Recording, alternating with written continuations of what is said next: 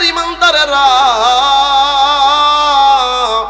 আমার নবী কষ্ট পায়, আমার নবীকে তোমরা কষ্ট দাও, আমি আল্লাহ তাআলা চাই না। সুবহানাল্লাহ খান। আল্লাহ বললেন দুনিয়ার ইমানদারেরা খবরদার, আমার নবী কষ্ট পায় এমন কোনো কাজ তোমরা করতে পারবে না। যখন দাওয়াত দেওয়া হয়, যখন ডাকা হয় তখন আসবা, খাওয়া দাওয়া শেষ হলে তাড়াতাড়ি করে চলে যাইবা। যদি আমার আল্লাহ আমার নবীর এতটা গুরুত্ব দিয়ে থাকেন, ও বাজান তুমি কেন নবীর উম্মত হয়ে আজকে কেন নবীজির আদর্শ মানবা না? তুমি কেন নবীজির আদর্শ রেখে যাওয়া সেই নামাজ কেন তুমি পড়বা না? আমার নবী রহমাতুল লিল আলামিন নবীজি মৃত্যুর সময় অন্য কোনো কথা বলেন নাই, নামাজ নামাজ করে চিল্লায় গেলেন। ও বাজান তুমি কেন নামাজের কথা ভুলে গেলা? তোমার কেন ফজরের নামাজের কথা তোমার স্মরণ হলো না? কেন যোহরের নামাজের কথা তোমার স্মরণ থাকবে না? ও বাজান তুমি যদি নামাজ আদায় না করো আল্লাহ কষ্ট পায়, 2 নম্বরে আমার নবী কষ্ট পায়, ঠিক কিনা কও? তুমি যদি মাথায় টুপি না দাও আমার আল্লাহ কষ্ট পায়, আমার নবীজি কষ্ট পায়, ঠিক কিনা কও? তুমি যদি মুখে দাড়িটা না রাখো, তুমি যদি দাড়িটা লম্বা না করো, আমার আল্লাহ কষ্ট পায়, আমার নবী কষ্ট পায়। কারণ যেই কাজে আমার নবী কষ্ট পায় ওই কাজে সর্বপ্রথম আমার আল্লাহ কষ্ট পেয়ে যায়। অনেকে কে হুজুর দাড়ি না রাখলে অসুবিধা, এটা নবীর কাজ, নবীর সুন্নত, কথা কন না কেন? কিন্তু এখান থেকে একটা কথা বুঝে যাবেন, খালি সুদ শুনলে চলবে না, যে আমার নবী কোনো কাজে কষ্ট পাইলে আগে কষ্ট পায় কে? আরো জোরে কর। আমার নবী কষ্ট পাইলে কষ্ট পায় কে? সুতরাং আল্লাহকে কষ্ট দিয়ে, নবীকে কষ্ট দিয়ে আপনি সফলতার মুখ কিভাবে দেখতে চান? কন্ত দেখি বাজান। এজন্যই আল্লাহ বললেন বান্দা তুমি যদি আমাকে পাইতে চাও তাহলে আগে আমার নবীটা মানো, কারণ নবীজি কষ্ট পাইলে আমি আল্লাহ সহ্য করতে পারি না। আজকে যুবকদেরকে এই জন্য বলবো, বাবা নবীর আদর্শ যেমন, ওলামায়ে কেরাম যেমন তোমাদেরকে শেখায় এবং ওলামায়ে কেরাম যেমন চলতে বলে, চলো চলো, সফলতা আসবেই, কোনো মানুষ ঠেকায় রাখতে পারবে না। ও মুসলমান ভাই, আল্লাহ তাআলা যেই নবীকে এতটা গুরুত্ব দেয় তুমি কেন দিবা না? বলতে পারো হুজুর নবীকে যদি ভালোবাসি আমার লাভ হবে কি, আমার উপকার হবে কি? যদি এইটা বুঝতে চাও আবু বকরের দিকে তাকায় দেখো। আবু বকর এ নবীজিকে ভালোবাসতে গিয়ে, নবীজির আদর্শ মানতে গিয়ে জীবনে অনেক মার খেয়েছেন, পেটন খেয়েছেন, ঘর বাড়ি ছাড়ছেন, কিন্তু আমার নবীকে আবু বকর ছাড়ে নাই। ইলাহা ইল্লাল্লাহ, লা ইলাহা ইল্লাল্লাহ, দিন দরদি এলাকাবাসী, দিন দরদি এলাকাবাসী আরে ছুটে আয়, এই মাহফিলে ফুটছে গোলাপ, খুশবু নিতে আয়। কথা বলেন ঠিক কিনা? এই মাহফিলের আয়োজক যারা কত কষ্ট করেছেন তারা, এই মাহফিলের কমিটি যারা কত কষ্ট করেছেন তারা, এত কষ্ট করেছেন শুধু, এত কষ্ট করেছেন শুধু জান্নাতের আশায়। এই মাহফিলে ফুটছে গোলাপ, খুশবু নিতে আয়। লা ইলাহা ইল্লাল্লাহ, লা ইলাহা ইল্লাল্লাহ, লা ইলাহা ইল্লাল্লাহু মুহাম্মাদুর মুহাম্মাদুর রাসূলুল্লাহ।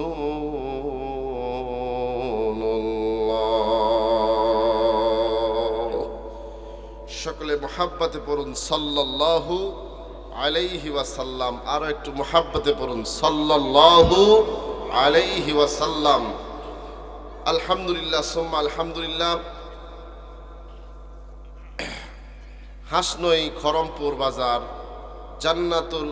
বাইতুল জান্নাত জামে মসজিদের উদ্যোগে সপ্তম বার্ষিকী ওয়াজ মাহফিলের সম্মানিত সুযোগ্য অভিজ্ঞ সভাপতি সাহেব মহোদয় জনাব মোহাম্মদ হযরত মাওলানা আব্দুর রাজ্জাক সাহেব, ধর্মীয় শিক্ষক, মধুপুর রানী ভবানী সরকারি উচ্চ বিদ্যালয়। আজকে মাহফিলে প্রধান অতিথি হিসেবে ছিলেন লেফটেন্যান্ট কর্নেল মোহাম্মদ আসাদুল ইসলাম আজাদ, পিএসসি অবসরপ্রাপ্ত। আল্লাহ তাআলা সভাপতি এবং প্রধান অতিথি দুজনকে দুনিয়া এবং আখিরাতের সর্বময়ী কল্যাণ দান করেন, সকলে বলুন আমিন। আজকে মাহফিলের বিশেষ অতিথিবৃন্দ আমন্ত্রিত হযরত উলামায়ে কেরাম, বিশেষ করে আমার আগে যিনি আলোচনা করেছেন উদীয়মান তরুণ বক্তা, বাতিলের আতঙ্ক, সুমিষ্টভাষী, আমার স্নেহের ছোট ভাই হযরত মাওলানা মুফতি শিহাবুদ্দিন আল হাবিব সাহেব, মোহতামিম দারুল উলুম হাফিজিয়া মাদ্রাসা চৌহাতা, ধামরাই, ঢাকা। এর আগে আলোচনা করেছে হযরত মাওলানা মিজানুর রহমান সাহেব, মোহতামিম ইকরা আল ইসলামিয়া মডেল মহিলা মাদ্রাসা, মাগন্তীনগর, মধুপুর সহ যত ওলামায়ে কেরাম এসেছেন রয়েছেন, অত্র মসজিদের ইমাম খতিব সহ, বিশেষ করে আমার বন্ধুবর অত্র এলাকার কৃতি সন্তান হযরত মাওলানা আব্দুল বারী সাহেব সহ যত ওলামায়ে কেরাম এখানে রয়েছেন, আল্লাহ তাআলা সমস্ত ওলামায়ে কেরামের ইলমে আমলে হায়াতে জিন্দেগিতে বরকত নসিব করুন, সকলে বলুন আমিন। আমার সামনে অভিষ্ট আমার দোয়ারখানি মুরব্বিন আওয়াম, সমসাময়িক যুবক ভাইয়েরা, ছোট ছোট মাসুম বাচ্চারা, পর্দার অন্তরালে অবস্থানরতা অবলা সরলা মা ও বোনেরা, খালা আম্মারা, সকলের প্রতি আন্তরিক শুভেচ্ছা জ্ঞাপন করে সকলের জন্য দোয়া করছি আল্লাহ তাআলা আপনাদের আমাদের সকলকে একসঙ্গে জান্নাতে থাকবার সুযোগ দান করেন, সকলে বলুন আমিন। এতে আপনারা খুশি না বেজার? কি জান্নাত কি সকলের দরকার আছে? একসাথে যদি আমরা থাকি কারো কোনো অসুবিধা আছে? যারা যারা আমরা একসাথে থাকতে চাই হাত তুলে আল্লাহকে একটু দেখায় দেয়, লিল্লাহি তাকবীর, নারায়ে তাকবীর। আল্লাহ তুমি আমাদের সকলকে একসঙ্গে জান্নাতে থাকবার যাবার তৌফিক দিও, বলেন আমিন।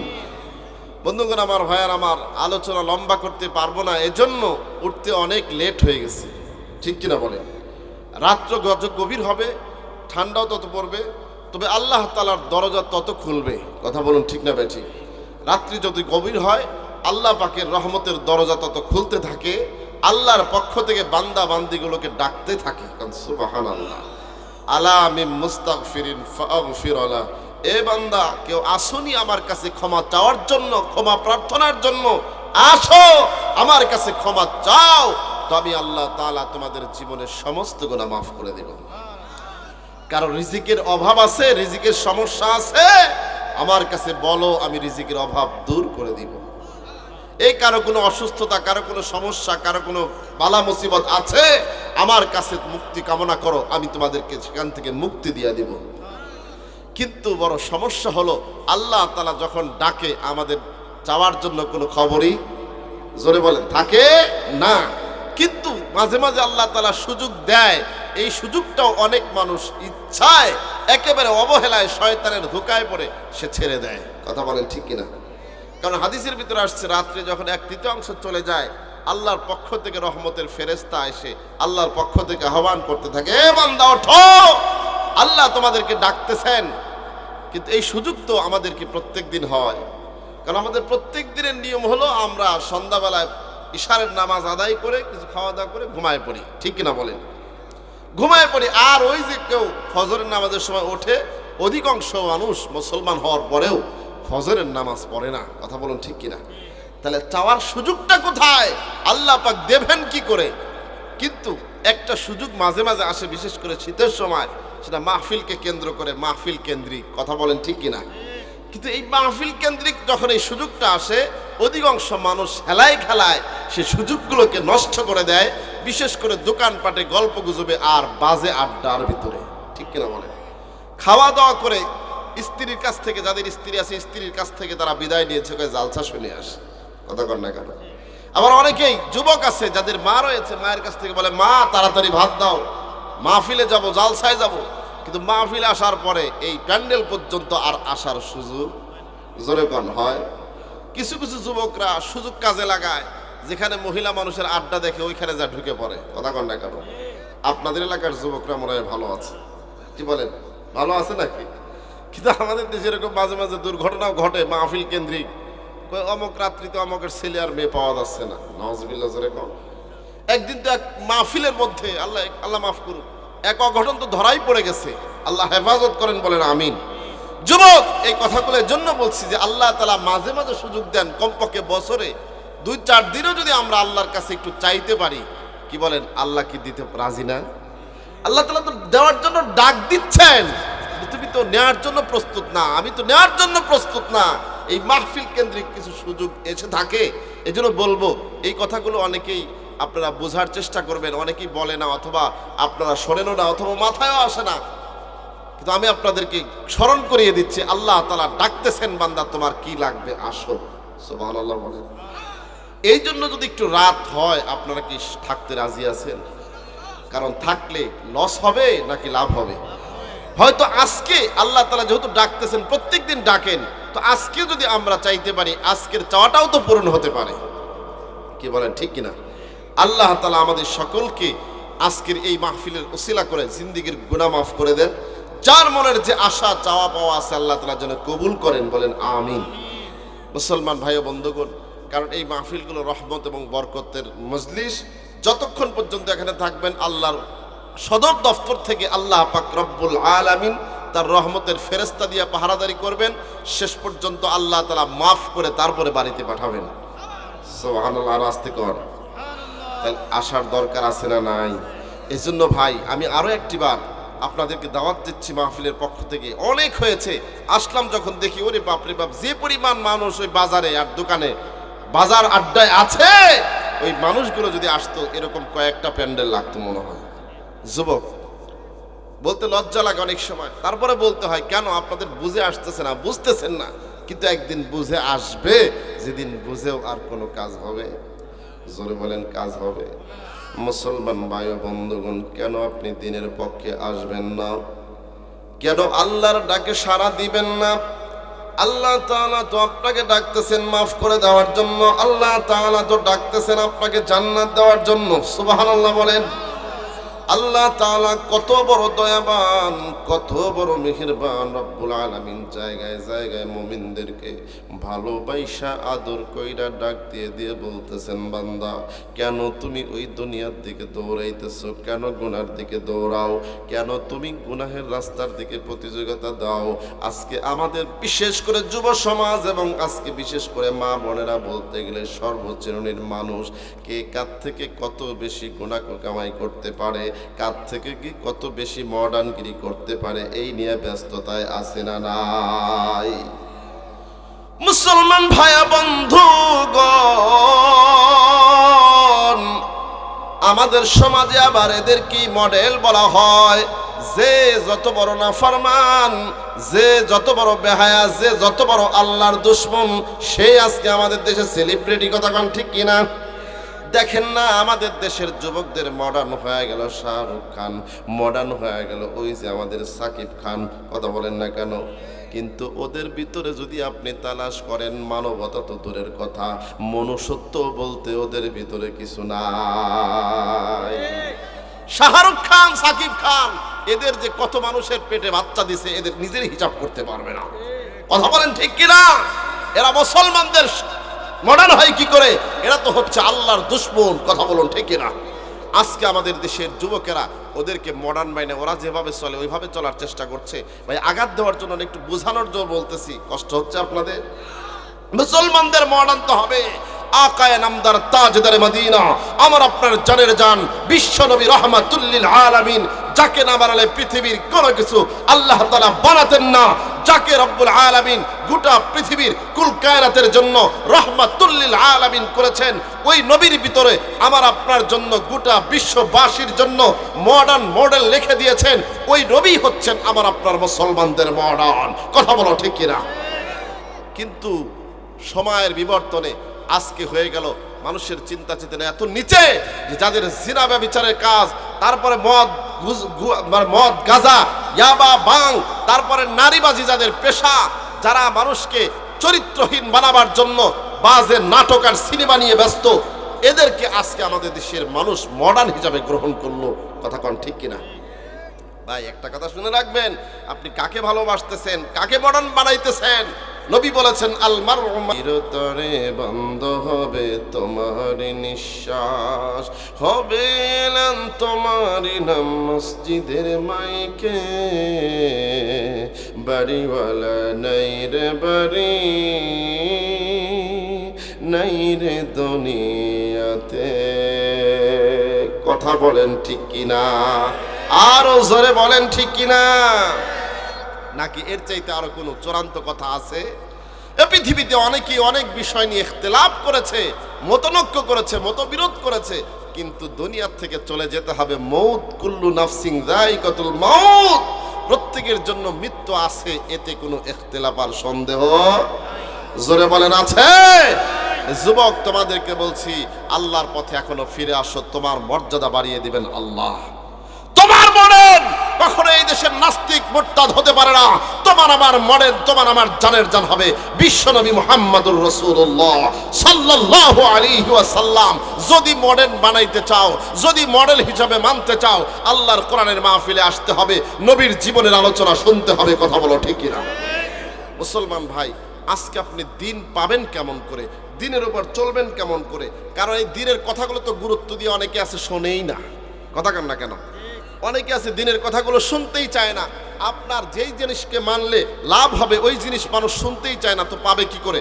আপনাদের সামনে আমি সংক্ষিপ্ত, একেবারে সংক্ষিপ্ত একটা বিষয়ের উপর আলোচনা করব, যদি কিছু সময় দেন। সময় দিবেন তো ইনশাল্লাহ? রাজি আছেন? আলোচনা কতক্ষণ চলবে? সারা রাত? লিল্লাহি তাকবীর।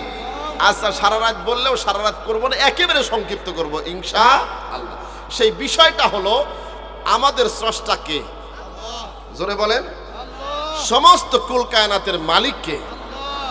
ওই আল্লাহ তাআলা আমাকে আপনাকে বানিয়েছেন, আর আমার আপনার সফলতার জন্য, আমার আপনার দুনিয়া এবং আখিরাতের কল্যাণের জন্য আল্লাহ তাআলা যুগে যুগে নবীদেরকে প্রেরণ করেছিলেন। জন্যই তোমাদেরকে মানার জন্য বলেছি, কারণ নবী এমন এক মহামানব, নবীজিকে এমন করে পাঠিয়েছি।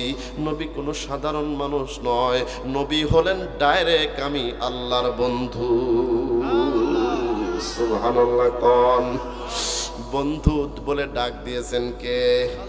আমার নবীকে বন্ধু বানিয়েছেন কে? আল্লাহ বলেন, দুনিয়ার মানুষ গো,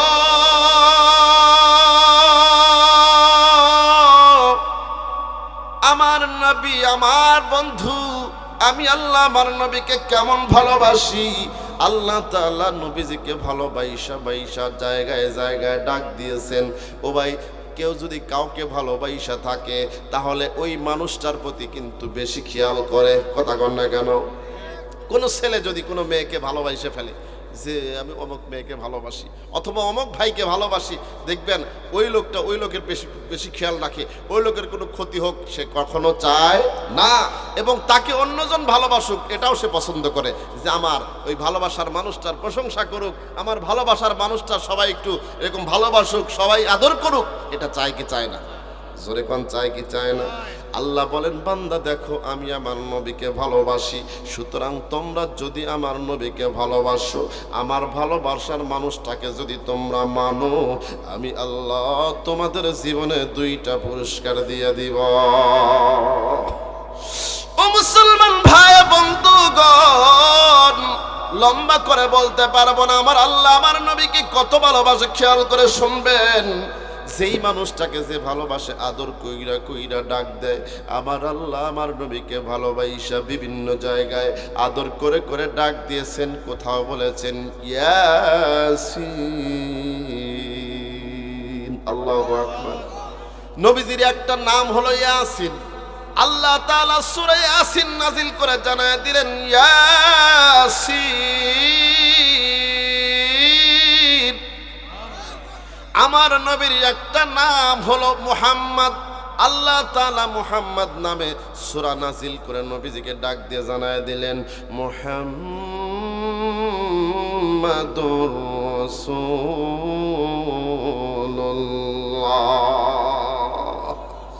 আরো জোরে কোন সুবহানাল্লাহ। আমার নবীকে আল্লাহ তাআলা ভালোবাসা বাইসা ডাক দিচ্ছেন মুহাম্মাদুর রাসূলুল্লাহ। আমার এক নবীর একটা নাম হলো আহমদ। আল্লাহ তাআলা ভালোবাসা ডাক দিলেন ইসমুহু আহমদ। আল্লাহু আকবার কোন। ভালোবাসার ডাকগুলো আমার আল্লাহ আমার নবীকে দিলেন। শুধু তাই না, আমার নবী কোনো কাজ করলে সেই কাজটাও আল্লাহর দরবারে পছন্দ হয়ে যায়। আমার নবী একবার চাদর মুড়ি দিয়ে এরকম ভাবে শুয়ে আছেন, আল্লাহ তাআলা নবীজিকে চাদরওয়ালা বলে ডাক দিয়েছেন। কোন সুবহানাল্লাহ। কারণ সন্তান যখন ভালো মানুষ হয়ে যায়, সন্তান যখন বাবার কাছে প্রিয় হয়ে যায়, সন্তান যেই কাজটাই করে বাবার চোখে ভালো লাগে। কথা কোন ঠিক না ঠিক? আমার নবী চাদর মুড়ি দিয়ে শুয়ে আছেন, আল্লাহ তাআলা ডাক দিয়ে বললেন, ইয়া আইয়ুহাল মুদ্দাসসির। আল্লাহু আকবার। কুম ফাআনযির ওয়া রাব্বাকা ফাকাব্বির। আল্লাহ বললেন, চাদরওয়ালা নবী আপনি উঠুন, আর আপনাকে ঘুমায় থাকলে চলবে না। আপনি আমার পক্ষ থেকে যা পেয়েছেন তা দিয়ে আপনি ভীতি প্রদর্শন করতে থাকুন। আল্লাহ তাআলা আমার নবীকে আর এক জায়গায় ডাক দিলেন কম্বলওয়ালা বলে। কোন সুবহানাল্লাহ। আমার নবীকে যখন আল্লাহ তাআলা নবুয়ত দান করলেন, ওই যে গায়ে হেরার কথা আপনারা সকলেই জানেন রে বাবা। জিবরিল আমিন এসে নবীজিকে এরকম ভাবে চতুর্থবারে বুকের সাথে বুক লাগায়া এরকম যখন ছেড়ে দিয়েছিল, চাপ দিয়ে আমার নবী জিবরিল আমিনের সঙ্গে পড়তে শুরু করেছিলেন, ইকরা বিসমি রাব্বিকাল্লাযী খালাক খালাকাল ইনসানা মিন আলাক। বলেন আল্লাহু আকবার। আরো জোরে বলেন আল্লাহু আকবার। কষ্ট হচ্ছে মুসলমান ভাই, নবীর কথা কেন আপনি শুনবেন না? যেখানে নবীর আলোচনা হয়, যেখানে আমার আল্লাহর কোরআনের তিলাওয়াত হয়, আল্লাহর পক্ষ থেকে রহমত নাজিল হয়, আপনি বিশ্বাস করেন আর না করেন, তবে আখিরাতে বুঝে আসবে। মুসলমান ভাই, যে কথাটা বোঝাতে চাই,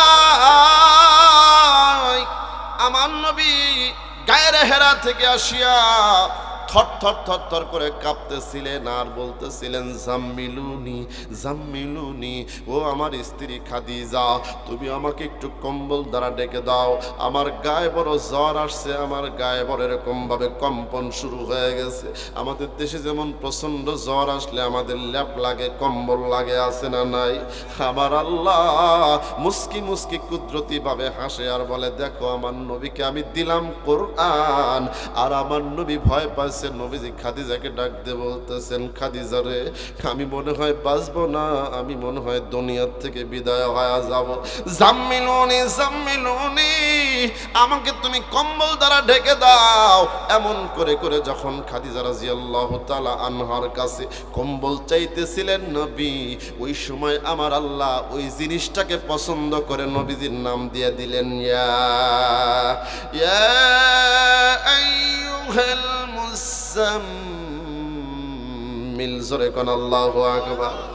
হে চাদরওয়ালা নবী, আমার নবী যত জায়গায় রে বাবা যত রকম ভান করেছেন, যত জায়গায় যেই জিনিসটা ফলো করেছেন, আমার আল্লাহ অনেক জায়গায় নবীজিকে সেই নামে নামকরণ করে দিয়েছে। নবীজিকে ভালোবাসেন কে? আরো জোরে বলেন কে? আমার নবীর কথা আল্লাহ পাক কেমন করে শোনেন, দেখেন গো দেখেন। আমার নবী যখন মক্কা থেকে হিজরত করে মদিনায় গেছে, মক্কা থেকে মদিনায় যাওয়ার পরে আমার নবী রহমাতুল লিল আলামিন ওই খানায় কাবা বাইতুল্লাহর দিকে সারা জিন্দেগি ভর নামাজ পড়ছে মুখটা দিয়া, কিন্তু যখন আপনার বাইতুল্লাহ শরীফকে রাইখা যখন মদিনায় হিজরত করছে ওই সময় আমার নবী আর বাইতুল্লাহর দিকে মুখটা দিতে পারে না, ওই বাইতুল মুকাদ্দাসের দিকে আমার নবীর মুখ দেওয়া লাগে। কিন্তু নবীর মনে চায় আমার মাতৃভূমি মক্কা নগরী সেইখানে কাবা বাইতুল্লাহর দিকে মুখ দিয়ে নামাজ আদায় করতে চায়। আল্লাহু আকবার কর।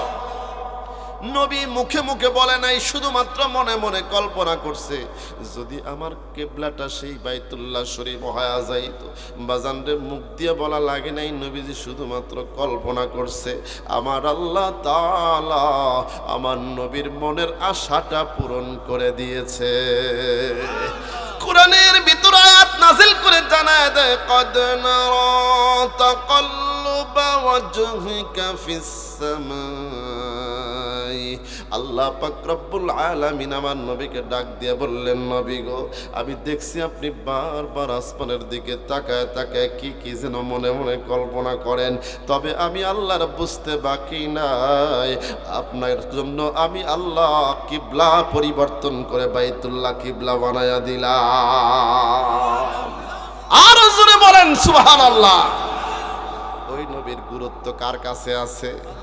কিন্তু তুমি আমি দিলাম না, তোমার আমার কাছে গুরুত্ব নবী পাইল না। ও নবীর উম্মতের দল, আমার আল্লাহর কাছে নবীর এত গুরুত্ব, যখন মনে যেটা চায় আল্লাহ তাআলা সেটাই করে দেয়। সুবহানাল্লাহ। আরো একবারের ঘটনা আপনাদেরকে শোনায় আলোচনা শেষের দিকে নিয়ে যাব। আল্লাহ পাক রব্বুল আলামিন আমার নবীকে কতটা ভালোবাসে। নবীজির সামান্য কষ্ট হয় আমার আল্লাহ সহ্য করতে পারে না।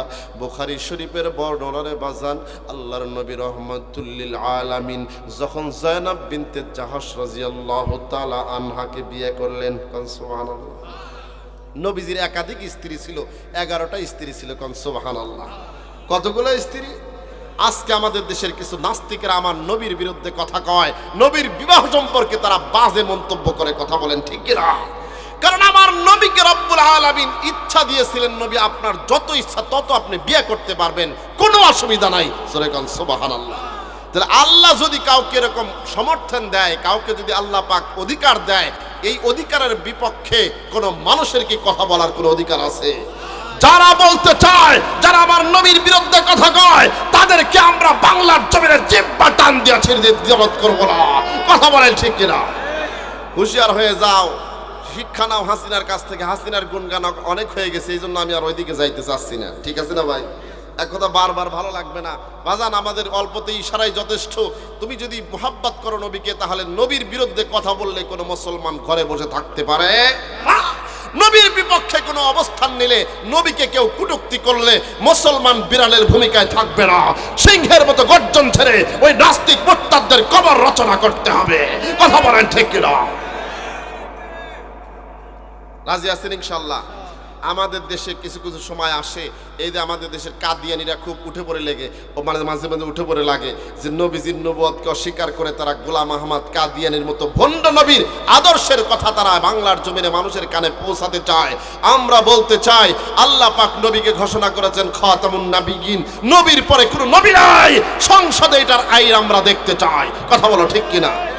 সুতরাং এদেশের কোন রাম আর বাম আর কাদিয়ানির গোষ্ঠীরা আমার নবীর নবুয়তকে যদি কলঙ্কিত করতে চায়, অপমানিত করে কোন গোলাম আহমদ কুলাঙ্গারের মতো কাদিয়ানির নবুয়তকে যদি বাস্তবায়ন করতে চায়, যদি প্রতিবাদ করতে রাস্তায় নামতে হয়, তাহলে রাস্তায় নামতে প্রস্তুত আছেন কারা কারা? লিল্লাহি তাকবীর।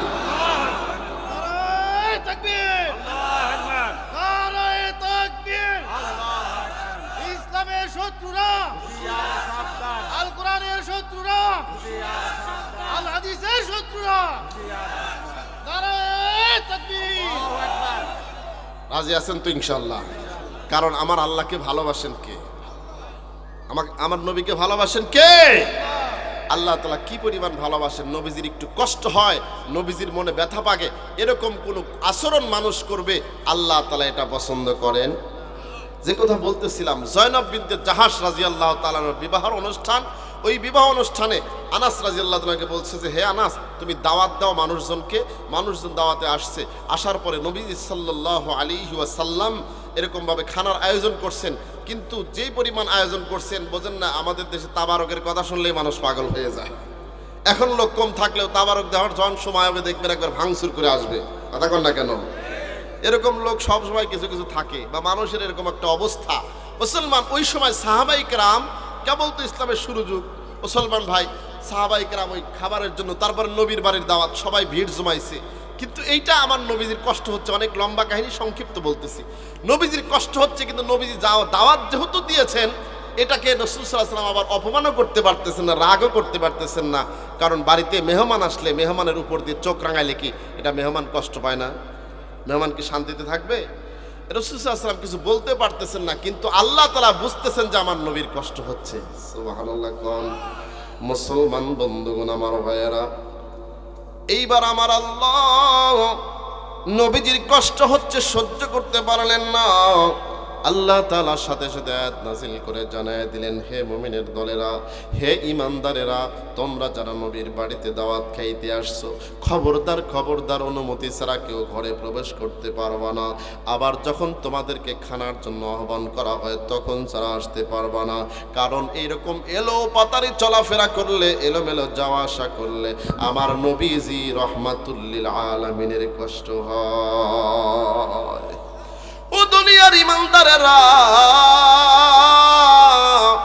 আমার নবী কষ্ট পায়, আমার নবীকে তোমরা কষ্ট দাও, আমি আল্লাহ তাআলা চাই না। সুবহানাল্লাহ। খান আল্লাহ বললেন, দুনিয়ার ঈমানদারেরা, খবরদার, আমার নবী কষ্ট পায় এমন কোনো কাজ তোমরা করতে পারবা না।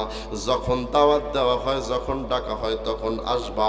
খাওয়া দাওয়া শেষ হলে তাড়াতাড়ি করে চলে যাইবা। যদি আমার আল্লাহ আমার নবীর এতটা গুরুত্ব দিয়ে থাকেন, ও বাজান, তুমি কেন নবীর উম্মত হয়ে আজকে কেন নবীজির আদর্শ মানবা না? তুমি কেন নবীজির আদর্শ রেখে যাওয়া সেই নামাজ কেন তুমি পড়বা না? আমার নবী রহমাতুল লিল আলামিন নবীজি মৃত্যুর সময় অন্য কোনো কথা বলেন নাই, নামাজ করে চিল্লায় গেলেন। ও বাজান, তুমি কেন নামাজের কথা ভুলে গেলা? তোমার কেন ফজরের নামাজের কথা তোমার স্মরণ হলো না? কেন যোহরের নামাজের কথা তোমার স্মরণ থাকবে না? ও বাজান, তুমি যদি নামাজ আদায় না করো, আল্লাহ কষ্ট পায়, 2 নম্বরে আমার নবী কষ্ট পায়, ঠিক কিনা কও? তুমি যদি মাথায় টুপি না দাও, আমার আল্লাহ কষ্ট পায়, আমার নবীজি কষ্ট পায়, ঠিক কিনা কও? তুমি যদি মুখে দাড়িটা না রাখো, তুমি যদি দাড়িটা লম্বা না করো, আমার আল্লাহ কষ্ট পায়, আমার নবী কষ্ট পায়। কারণ যেই কাজে আমার নবী কষ্ট পায়, ওই কাজে সর্বপ্রথম আমার আল্লাহ কষ্ট পেয়ে যায়। অনেকে কয়, হুজুর, দাড়ি না রাখলে অসুবিধা, এটা নবীর কাজ, নবীর সুন্নত, কথা কন না কেন? কিন্তু এখান থেকে একটা কথা বুঝে যাবেন, খালি সুদ শুনলে চলবে না, যে আমার নবী কোনো কাজে কষ্ট পাইলে আগে কষ্ট পায় কে? আরো জোরে কর। আমার নবী কষ্ট পাইলে কষ্ট পায় কে? সুতরাং আল্লাহকে কষ্ট দিয়ে, নবীকে কষ্ট দিয়ে আপনি সফলতার মুখ কিভাবে দেখতে চান? কন্ত দেখি বাজান। এজন্যই আল্লাহ বললেন, বান্দা, তুমি যদি আমাকে পাইতে চাও, তাহলে আগে আমার নবীরটা মানো। কারণ নবীজি কষ্ট পাইলে আমি আল্লাহ সহ্য করতে পারি না। আজকে যুবকদেরকে এই জন্য বলবো, বাবা, নবীর আদর্শ যেমন, ওলামায়ে কেরাম যেমন তোমাদেরকে শেখায় এবং ওলামায়ে কেরাম যেমন চলতে বলে, চলো চলো, সফলতা আসবেই, কোনো মানুষ ঠেকায় রাখতে পারবে না।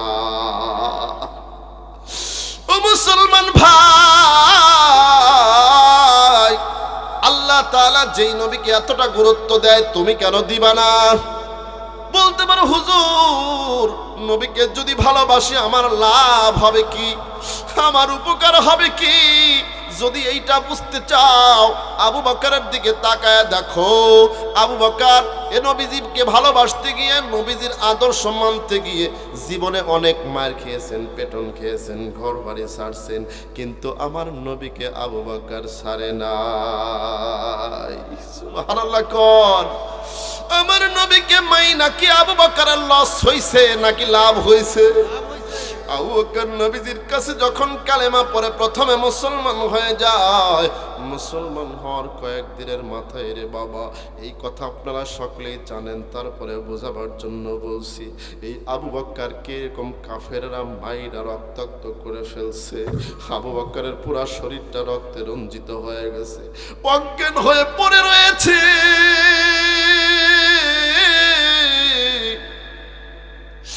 সেদিকে আবু বকরের মার খাওয়ার কথা শুনিয়া মা এবং বোন দৌড়ে এসে বলতেছে, আবু বকর এই অবস্থায় পড়ে আছে। মা কান্দে, বোন কান্দে, কান্দতে কান্দতে অনেক সময় পর আবু বকরের হুঁশ ফিরে পায়। আবু বকর সিদ্দিক রাদিয়াল্লাহু তাআলা আনহু জ্ঞান ফিরে পায়। জ্ঞান ফিরে পাওয়ার পরে আবু বকর সিদ্দিক রাদিয়াল্লাহু তাআলা আনহুর মা এবং বোন তখনও মুসলমান হয় নাই। আবু বকরের মুখটা মুছে দেয় আর বলে, বাবা তুমি কেন এই ধর্ম গ্রহণ করলা, কেন মুহাম্মাদের সঙ্গ দিলা? আগেই তো ভালো ছিলা, এই নবী মুহাম্মদকে মানার কারণে দেখো তো তোমার আজকের কি অবস্থা। তোমার শরীর মাইরা ফাটায়া দিয়েছে। ও বাবা এখনো সময় আছে, তুমি ছেড়ে দাও। আবু বকর কথা বলতে পারে না, ভাঙ্গা ভাঙ্গা কণ্ঠে মাকে ডাক দে, বলে মা কি কথা আমারে শোনাও, কি কথা বলো গো। আমি আবু বকরের একটা শরীর নয়, যদি 1000টা শরীর আল্লাহ দেয় আর 1000টা শরীর যদি মার খেতে হয়, আমি আবু বকরের যদি জীবনও দিতে হয়, আমি যেই নবীর ছোঁয়া পেয়েছি, আমি যেই নবীকে ভালোবেসেছি, ওই নবীজির ছোঁয়া আমি 1 সেকেন্ডের জন্য ছাড়ব না। আমি নবীজির পাগল, আমি মদিনার পাগল, আমি নবীজির পাগল, আমি মদিনার পাগল। ওই মদিনার গুল বাগিচা, ওই মদিনার গুল বাগিচা নয়নের কাজল, আমি নবীজির পাগল, আমি মদিনার পাগল। ঠিক কিনা কর মুসলমান ভাই? ভালো যদি বাঁচতেই হয়, যদি পাগল হতে হয়, কোন নারীর জন্য পাগল হইও না, কোন গাড়ির জন্য বাড়ির জন্য পাগল হইও না, কোনো লাভ পাইবা না, তোমার সঙ্গের সাথী কেউ হইতে পারবে না। আবু বকরের মতো তুমি তোমার নবীকে ভালোবাসা নাও। আবু বকর বললেন, ইয়া মা, ইয়া উম্মি, ইয়া উখতি, হে আমার মা, হে আমার বোন, শোনো শোনো, আমি যেই নবীকে ভালোবাসছি, যেই নবীকে আমি গ্রহণ করেছি, একটা মুহূর্তের জন্য, একটা সেকেন্ডের জন্য ওই নবীকে ছাড়তে রাজি না। এটাই বলে আমার নবীর ভালোবাসা। নবীজির কথা কেমন করে মানছেন, এই কথাটা একটু বুঝাইয়া শেষ করে দিব, খেয়াল করে শুনবেন। আমার নবী মার খাইতে খাইতে 13টি বছর পার করে দিচ্ছেন মক্কার জমিনে। নবীও মার খায়, আবু বকরও মার খায়। আমার নবী শেষ পর্যায়ে বললেন, আবু বকর অনেক দিন পর্যন্ত মার খাইলাম, তুমিও খাইলাম, আমিও খাইলাম, কষ্ট হয়। ও নবীর কথা কেন একটু দিল দিয়ে শুনবেন না? দেখেন তো মনটা নরম কইরা 2 ফোঁটা চোখে পানি আসে কিনা রে বাবা। দেখো তো নবীজির মানার জন্য একটু মনটা তৈরি হয় কিনা। আল্লাহর নবী বললেন, আবু বকর অনেকদিন মার খেয়েছি, তবে আল্লাহর পক্ষ থেকে আমাকে জানানো হয়েছে যে কোনো দিন হিজরত করা লাগতে পারে, যে কোনো দিন মক্কা ছেড়ে মদিনায় যাওয়া লাগতে পারে। আবু বকর গো, যদি কখনো হিজরত করা লাগে তাহলে তুমি হবে আমার হিজরতের সঙ্গী। আবু বকর সিদ্দিক রাদিয়াল্লাহু তাআলা আনহু আমার নবীজির মুখ থেকে যেদিন এই কথাটা শুনছেন, হিজরতের সাথী হওয়া লাগবে নবীজির, সুবহানাল্লাহ কোন, ওই দিন থেকে শুরু করে 6 মাস পর্যন্ত বাড়িতে গিয়ে রাত্রিবেলায় আর বিছানায় পিঠ লাগায় না। পিঠ না লাগাইয়া দরজার সাথে পিঠটা রেকম দিয়ে সারা রাত খাড়ায় দাঁড়ায় থাকে, আল্লাহর জিকিরের মধ্যে লিপ্ত থাকে। এমন করতে করতে 6 মাস পর আমার নবী আবু বকরের দরজায় গিয়ে দাঁড়াইয়া আসসালামু আলাইকুম আস্তে করে আওয়াজ করে বলেছে, আবু বকর আজকে সেই দিন যেদিন আল্লাহ পাক আমাদেরকে হিজরত করার আদেশ দিয়েছেন। আবু বকরের নাম ধরতে দেরি হয়েছে, লাব্বাইক ওয়া সাদাইক বলে জবাব দিতে দেরি হয় না। আমার নবী কেন্দে বলে, আবু বকর রে, এত গভীর রাত্রে তোমাকে ডাক দিলাম, তারপরেও ছোট্ট আওয়াজে এদিকে চতুর্দিকে কাফেরের ভয়, তোমার ছোট্ট আওয়াজে ডাক দিলাম, তুমি কি ঘুমাও নাই? আবু বকর বলে, ইয়া রাসূলুল্লাহ, ইয়া হাবিবাল্লাহ, আপনি যেদিন আমাকে বলেছিলেন আবু বকর হিজরতের সাথী হওয়া লাগতে পারে, ওই দিন থেকে আমি আবু বকর আজ পর্যন্ত আমার বিছানায় কোনো দিনের জন্য রাতে আমি পিঠ লাগাই না। এটাই বলে নবীজির ভালোবাসা, এটাই বলে আমার নবীজির মানা। আল্লাহ তাআলা বললেন, ও বান্দা বান্দিরা, আবু বকরের মতো যদি মানতে পারো, আবু বকর যেমন আমার নবীকে ভালোবাসছেন, এমন ভালোবাসা তুমি যদি বাসতে পারো, আমার বান্দা বান্দির দল, আমি আল্লাহ তোমাদের 2টা পুরস্কার দিব। আল্লাহ বলেন, কুল ইন কুনতুম তুহিব্বুনাল্লাহ ফাত্তাবিউনি ইউহিব্বুকুমুল্লাহ ওয়া ইয়াগফির লাকুম যুনুবাকুম আল্লাহু গফুরুর রহিম। আল্লাহ বলে, বান্দা, কোন মানুষ যদি আমাকে আমার নবীকে ভালোবাসতে পারো আবু বকরের মতো, 1 নাম্বার পুরস্কার পাবা, আমি আল্লাহ আমার ওই বান্দা বান্দিগুলোকে বন্ধু বানায়া নেব। আমার নবীকে ভালোবাসলে বন্ধু বানাবেন কে? আপনি হয়ে যাবেন আল্লাহর বন্ধু যদি নবীকে ভালোবাসতে পারেন, নবীজিকে যদি আবু বকরের মতো মানতে পারেন। ও মা, আপনি হয়ে যাবেন আল্লাহর বন্ধু যদি আপনি ওই খাদিজার মতো ভালোবাসতে পারেন, যদি আপনি সুমাইয়ার মতো ভালোবাসতে পারেন, যদি আপনি ওই হানজালার মতো ভালোবাসতে পারেন। গো ভাই, আল্লাহ রব্বুল আলামিন আপনাকে 1 নাম্বার পুরস্কার হলো দুনিয়াতেই আল্লাহ আপনাকে বন্ধু বানায়া নিবে। 2 নাম্বার হলো আল্লাহ বলেন, আমার নবীকে যদি ভালোবাসলে বান্দা, তোমার শরীরে আমার নবীকে ভালোবাসার কারণে আমি আল্লাহ কোনো গুনাহ থাকতে দিব না। ওয়াগফির লাকুম যুনুবাকুম ওয়াল্লাহু গফুরুর রহিম। আল্লাহ বলে, আমার নবীকে ভালোবাসবে যারা, আমার কাছ থেকে ক্ষমা পেয়ে যাবে তারা। ও মুসলমান ভাই, কেন কেন আমার নবীকে ভালোবাসেন আমার আল্লাহ? আর সেই মানুষটাকে আমার নবী, যেই মানুষটা আমার নবীকে ভালোবাসবে, ওই মানুষটার শরীরে গুনাহ থাকবে, আল্লাহ তাআলা চায় না। এইটা হলো দুনিয়ার পুরস্কার। আপনাকে আল্লাহ তাআলা নবীজির ভালোবাসার বিনিময়ে আল্লাহ আপনাকে বন্ধু বানায়া দিবে। 2 নাম্বার, আপনার জীবনের গুনাহ খাতা মাফ করে দিবে। যখন আপনি কবরে যাবেন, হয়ে যাবেন নিষ্পাপ, আর আপনার নিষ্পাপ হওয়ার কারণে আপনার জন্য হয়ে যাবে জান্নাতের বাগান। এ বাজার, আর কিয়ামতের ময়দানে তো থাকবেই থাকবে। আমার নবী ছাড়া কেউ আপনার আমার জন্য সুপারিশ করতে পারবে না। যেহেতু ভাই আমি আপনি কবরের যাত্রী, আপনাদের অনেকেরই আব্বা আম্মা আজকে কবরে চলে গেছে, আপনিও কবরে যাবেন, আমিও কবরে যাব। কি নিয়ে কবরে যাবেন গো? আমল তো জিন্দেগিতে নাই। আমার নবীর সাথে আপনার কাজকে আপনি মিলায়া নেন, আপনার জন্য আল্লাহ তাআলা দুনিয়া আখিরাতে সফলতা দেবে।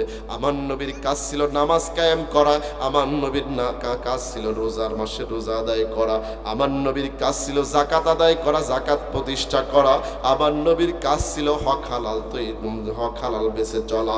এ মুসলমান ভাই, তুমিও করো। আর আমার নবীর আর একটা খাসলত ছিল, আমার নবীর একটা আদর্শ ছিল মসজিদ বানানো। কোন সুবহানাল্লাহ। নবীজির জীবনীতে পাওয়া যায়, আমার নবী যখন বালক বাইতুল্লাহ শরীফের কাজ যখন চলতেছিল ওই সময় আমার নবীজি মসজিদ নির্মাণের কাজে নিজে হাতে অংশগ্রহণ করেছেন। সুবহানাল্লাহ। কোন নবীজি যখন বড় হয়ে গেলেন, মক্কা থেকে যখন হিজরত করে মদিনার পথে রওনা দিলেন, রওনা দেওয়ার পর কুবা নামক এলাকায় যখন গেলেন, সেখানে আমার নবী মসজিদ নির্মাণ করলেন, যেই মসজিদের নাম হলো মসজিদে কুবা। সুবহানাল্লাহ। নবীজি আমার মসজিদ নির্মাণ করলেন কুবায়, ওইখান থেকে মদিনায় গেলেন, মদিনায় যাওয়ার পরে মসজিদ নির্মাণ করলেন, ওই মসজিদের নাম হলো মসজিদে নববী। সুবহানাল্লাহ। কোন সুতরাং নবীর উম্মত যদি হতে চাও, নবীর আদর্শ নিয়ে তোমাকে চলতে হবে। নবীর আদর্শ যেমন নামাজ পড়া, নবীর আদর্শ যেমন বাবা হজ হালাল করা, হক পথে চলা, অনুরূপভাবে আর একটা আদর্শ মসজিদ বানায়া দেওয়া। বলতে পারেন হুজুর মসজিদ বানাইলে লাভ হবে কি? আমার নবী মসজিদে নববী বানাইলেন আর উম্মতের কাছ থেকে বললেন, কে কি দিবা আসো আসো, যদি তোমরা মসজিদ বানায়া দাও আমার আল্লাহ তোমাদের জন্য জান্নাতে বাড়ি বানায়া দিবে। নবীজি বললেন, মাম বানা লিল্লাহি মসজিদান বানাল্লাহু লাহু বাইতান ফিল জান্নাহ। যেই মানুষটা দুনিয়ার জমিনে আল্লাহর খুশি করার জন্য আল্লাহর ঘর বানায়া দেয়, যেই মানুষটা মসজিদ বানায়া দেয়, আল্লাহর নবী বলেন ওই মানুষটার জন্য আল্লাহ তাআলা জান্নাতে বাড়ি বানায়া দেয়। ও বাজান, তোমার আমার আমলের জীবনের আমল কোনো আমল কবুল হতেও পারে নাও পারে, তবে যদি আল্লাহর সন্তুষ্টির জন্য আজকে মসজিদ বানায়া যাও, আজকে হতে পারে তোমার জান্নাতের একটা বাড়ি রেডি। ও বাজান, তোমার জান্নাত যেন বাড়ি হয়, এই জন্য মসজিদ নির্মাণের কাজে একটা মানুষও তোমরা ফাঁকা থাকবা না, শরীক হয়ে যাবা। আর অনেকেরই আব্বা আম্মা দাদা দাদি নানা নানি শ্বশুর শাশুড়ি, অনেকেরই সন্তান কবরে, ওই মানুষগুলো কাঁদতেছে আর বলতেছে, বেটা